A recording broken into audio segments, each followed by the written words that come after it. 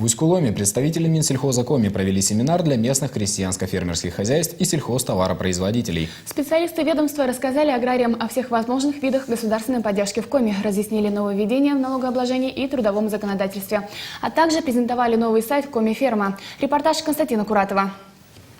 Совещание Минсельхоза с фермерами Усть-Кулома начинается с приятного. За прошлый год выручка от собственного производства в районе выросла на целых 18%.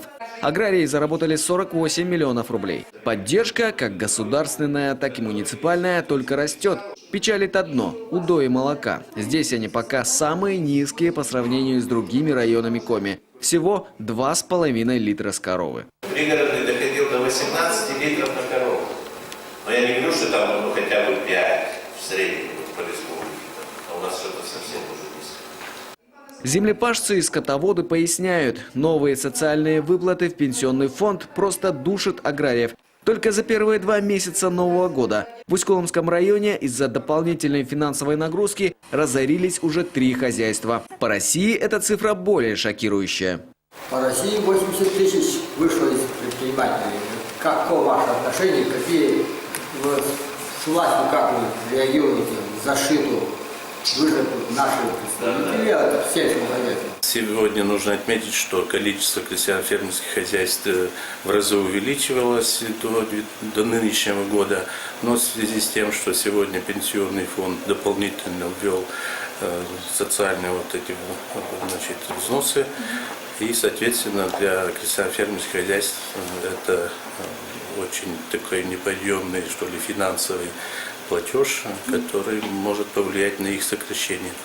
Республиканские власти уже обратились к федералам, чтобы вернуть прежнюю систему соцвзносов. Впрочем, пока неизвестно, каким будет ответ. Тем временем руководство региона делает все возможное, чтобы помочь фермерам.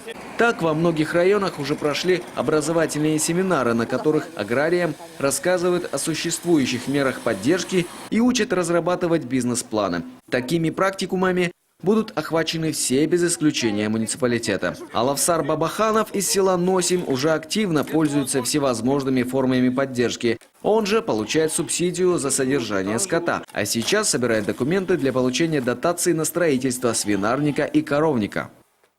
Ну, думаем, что будет нормально. Кто хочет, то получит. Кто хочет, то сделает.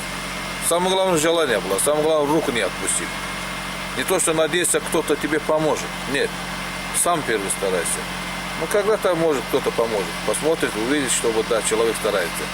А все начиналось с одной коровы. Со временем в его хозяйстве появились телята, свиньи, козы и бараны. В ближайших планах у Бабаханова довести поголовье до 300 голов. К слову, свинарник и коровник фермер уже начал возводить самостоятельно. На семинаре инициативного агрария ставят в пример. Вот что значит грамотно использовать меры соцподдержки. Послужить хорошим подспорьем для сельхозпроизводителей должен и интернет-ресурс Коми-ферма. Для многих он станет еще одним способом реализации продукции. Аграриев это заинтересовало. Константин Куратов, Любовь Лапина, Анастасия Колесникова. Телеканал Юрган, Усть-Куломский район.